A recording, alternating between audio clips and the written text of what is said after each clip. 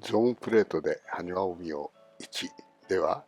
東京国立博物館で2024年10月から12月にかけて開かれた特別展埴輪を見てきました。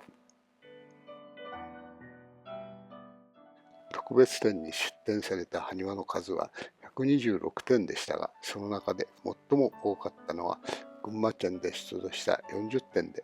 他にも関東地方の各県で出土した埴輪の数は多くて、茨城県、埼玉県がそれぞれ7点と6点で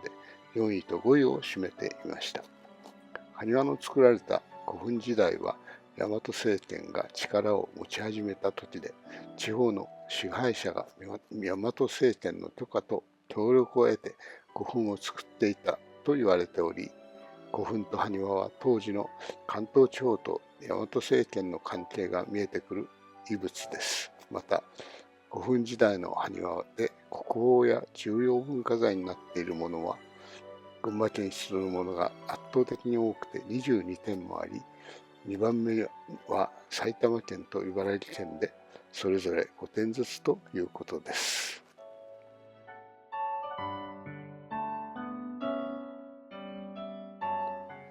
この動画は茨城県水戸市の近くの古墳時代の様子について、古墳などを見て作成しました。古墳が集まっている古墳群は水戸市だけでも愛宕山古墳群、吉田古墳群、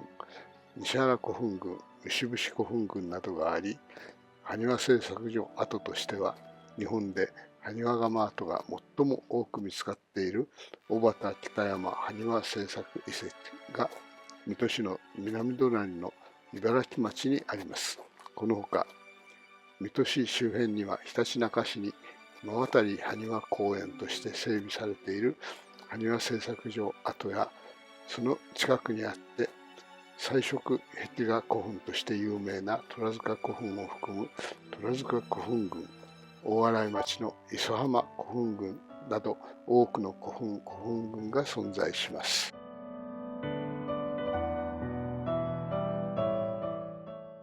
撮影は主として焦点距離 50mm のフレネルゾーンプレートをオリンパス EPL6 につけて行いました。東京国立博物館で撮影に使ったゾーンプレートは位相型ゾーンプレートだったので、レンズ付きカメラで撮影した写真と同じくらいの鮮明さが得られましたが、この動画の写真は振幅型ゾーンプレートによるものなので、不鮮明さがやや強くて、ゾーンプレート写真らしいソフトな雰囲気をよく出しています。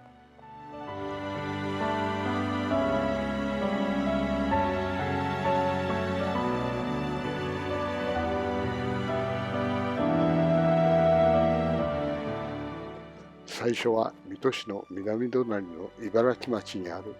小畑北山埴輪製作遺跡を訪ねます。ここには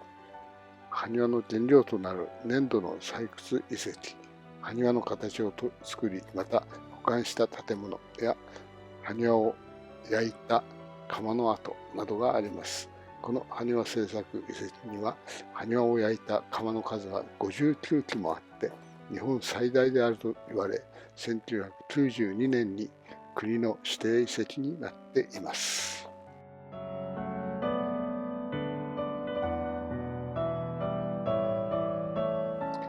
小畑北山埴輪製作遺跡の入り口前にある駐車場で車を降りて遺跡に入ると、すぐ左側には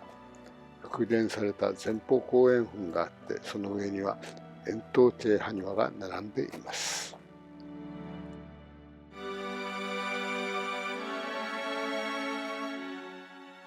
この前方後円墳は比較的小さくて高さも低く、古墳の上には円筒形埴輪がこのように並べられていたものと思われます。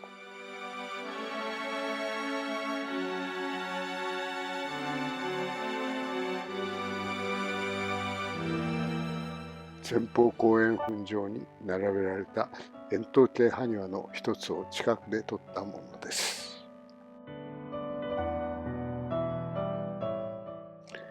この遺跡を訪れたのは秋だったので、園内の道路の周りに植えられたコキアの植木が真っ赤に色づいていました。撮影に使ったゾーンプレートは基本的な振幅型ゾーンプレートで、光の状況から極めてゾーンプレート写真らしい写真となっています。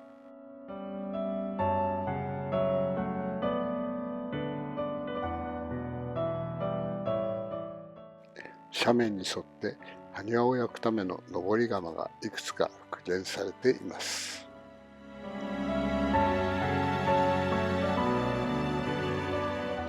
全体が復元された埴輪窯の横にはもう一つの登り窯が復元されていますが、こちらの窯は埴輪がどのように焼かれていたかを分かるように片側半分が切り取られて、内部に置かれた円筒形埴輪が見えるような形で復元されています。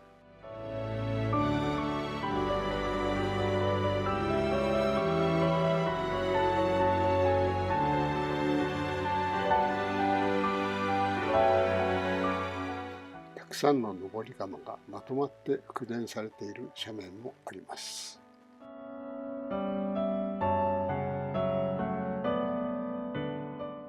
すでに述べたように、この埴輪製作遺跡には59基もの埴輪窯があったわけですが、すべての窯が元の形に復元されているわけではありません。多くの窯は植木によって窯の形を表すことで、どのように埴輪窯が斜面に並んでいたか分かるようになっています。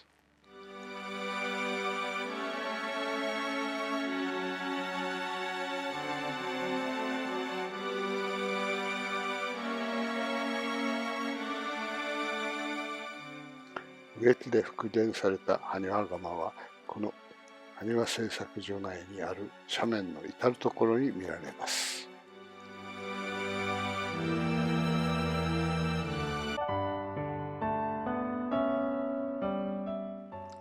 植木でできた窯跡は明るい斜面に並んでいるだけでなく、今は木々に囲まれている林の中にも見ることができます。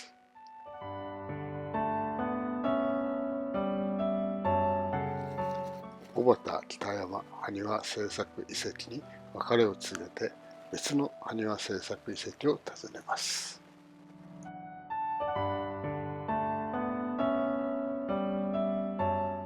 茨城県の東部一帯の土地は太平洋沿岸に近くて、貝塚の跡とか古代遺跡をいろいろと見ることができます。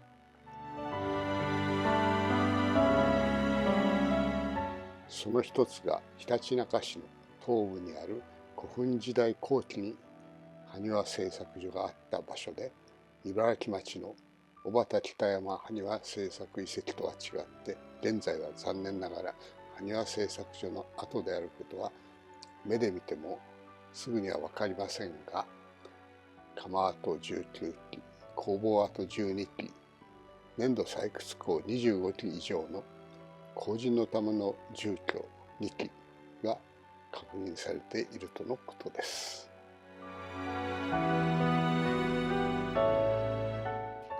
現在は菖蒲がたくさん植えられた真綿埴輪公園として整備されて、季節になると菖蒲の花が見事です。菖蒲園としての様子は別の動画としてすでに公開してあります。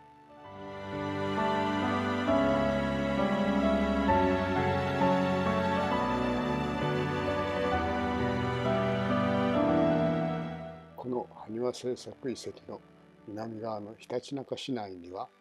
虎塚古墳群があります。その主墳である虎塚古墳は全長63.5メートルの前方後円墳で、石室内に見事な装飾がなされている彩色壁画古墳として有名です。この古墳は古墳時代終末期の7世紀に作られた古墳です。この古墳からは多数の副葬品が出土していますが、埴輪が見られないことからも終末期の古墳であることがわかります。この写真はこの古墳が一般公開される秋の日に訪れて撮影した赤外線写真です。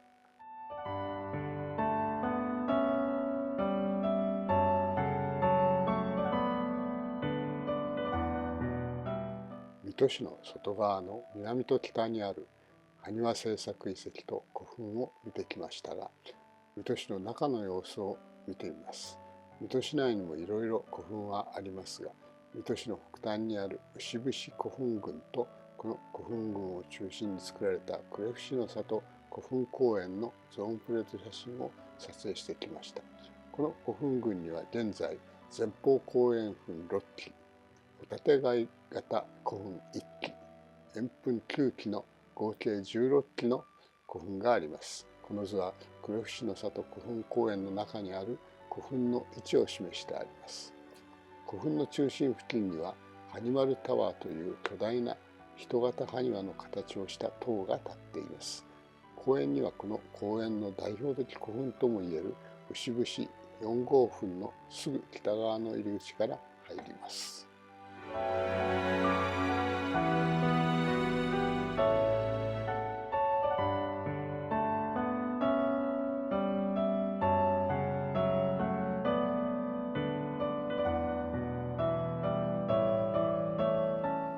一般道から呉伏の里古墳公園に通じる小道には子馬の大きな埴輪模型が立っていて、公園への道を案内しています。この動画は基本的ゾーンプレートである振幅型ゾーンプレートで撮影した写真から作ったものですが、この写真のようにかなり強いハローが出ているものもあります。なお、公園の名前である呉伏の里は、この公園の北にある標高201メートルの朝坊山が常陸国不時の中で呉伏山と呼ばれていることから名付けられた名称で、古墳群としての名称は牛伏古墳群と言います。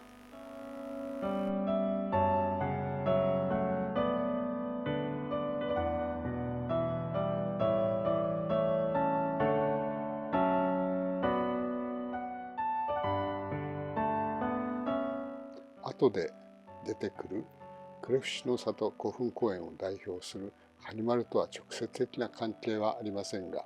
水戸市の東方にある大串貝塚の動画で扱った巨人大だらぼうが、当時の住民の要望で田んぼに日陰を作っていた呉伏山を担いで移動して今の位置に動かして感謝されたという記述が常陸国不時の中にあります。大だらぼうは石器時代の巨人ですから、呉伏山の話は石器時代のことが記録された日本最古の例と関係があるわけです。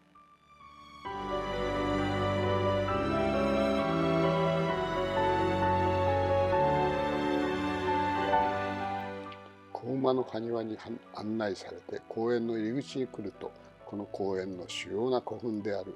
牛伏4号墳が目の前に迫ってきます。牛伏4号墳はカロード塚古墳と呼ばれている前方後円墳で、この古墳群の中で唯一発掘調査が行われた古墳です。花崗岩でできた石室はほぼ完全に盗掘にあっていましたが、古墳時代後期に作られたこの古墳の様子は見事に再現されました。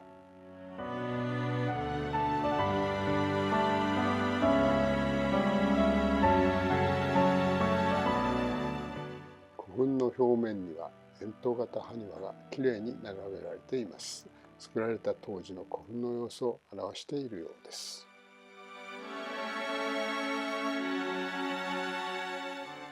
円筒型埴輪はカロード塚古墳の表面全体にきれいに並べられています。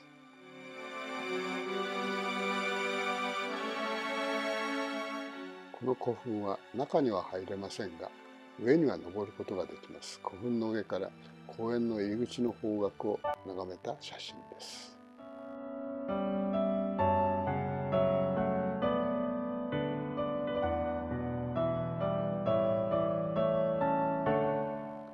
空を背景に円筒型古墳を眺めると、古墳時代へと戻ったような雰囲気です。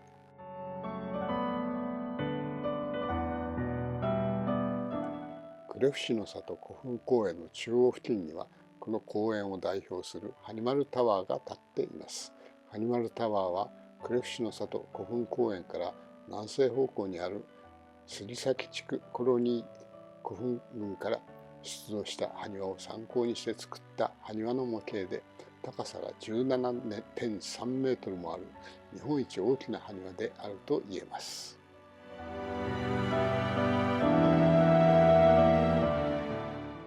アニマルタワー全体の様子がよくわかるように少し離れたところからレンズ付きのカメラで撮った写真です。アニマルタワーの顔を前面下側からゾーンプレートで撮影しました。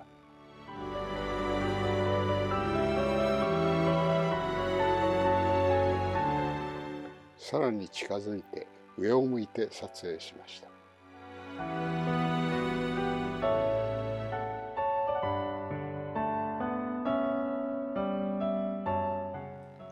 アニマルの横顔を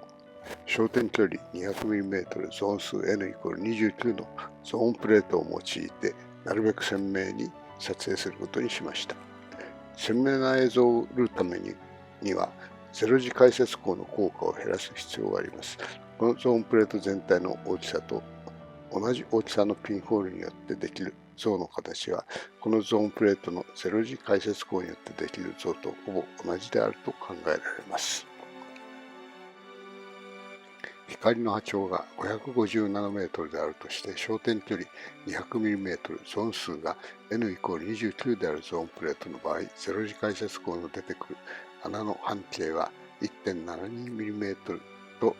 なるので、直径が D=3.5mm のピンホールを作って撮影し、ゾーンプレートによる像からピンホールによる像を差し引いて最終的な像を作ることにします。この大きさは普通のピンホール写真を撮るには大きすぎる過大ピンホールです。なお、この図の素子は焦点距離 100mm でピンホール直径が 2.5mm のものです。ゼロ次解説光によってできる像を完全に引き去ることはできませんが、左下の式のように適切な係数を選んでゾーンプレートによる像 ZP とピンホールによる像 PH の間で像を作る光の強度の間の引き算をして最終的な像イメージを求めます。今述べたようにするため、アニマルの顔を左側を撮った写真で、左がゾーンプレートによるもので、右は過大ピンホールによって撮影したものです。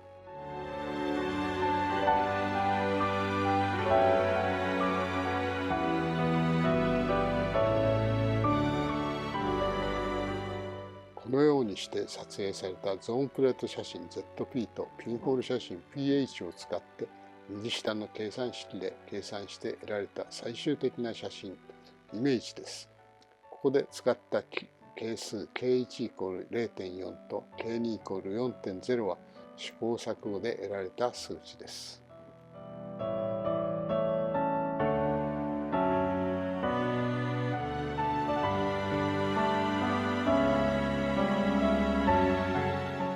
今度はアニマルの顔の右側の写真について同じことを行いました。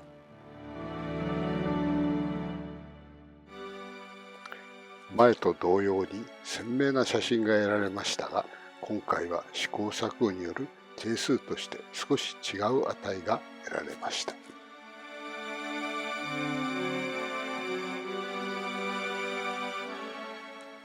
アニマルタワーの中にある希望の埴輪と呼ばれる像です。口に手を入れると宇宙からのメッセージが届くとのことですが、撮影した時には残念ながら故障しているようでした。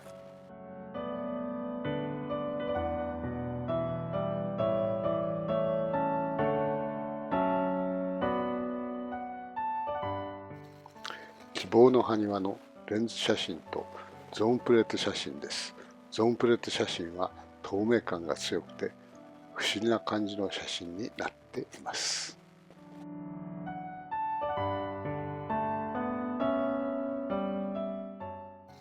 アニマルタワーのてっぺんまで登ると展望台になっていて、周りが広く見渡せます。この写真はアニマルタワーの下にある休憩所で前方後円墳の形をしています。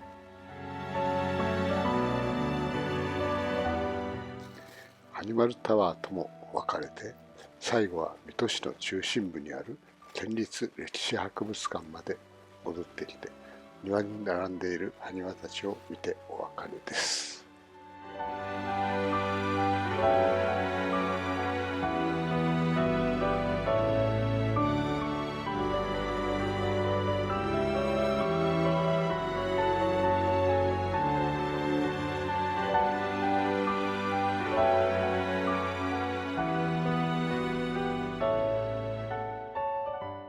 最後までご覧いただきありがとうございました。このチャンネルアトリエボンリューでは、レンズを使わずに撮る写真のゾーンプレート写真の他にも、目に見えない光で撮る写真、赤外線写真および紫外線写真についてもいろいろ扱っています。どうぞご覧ください。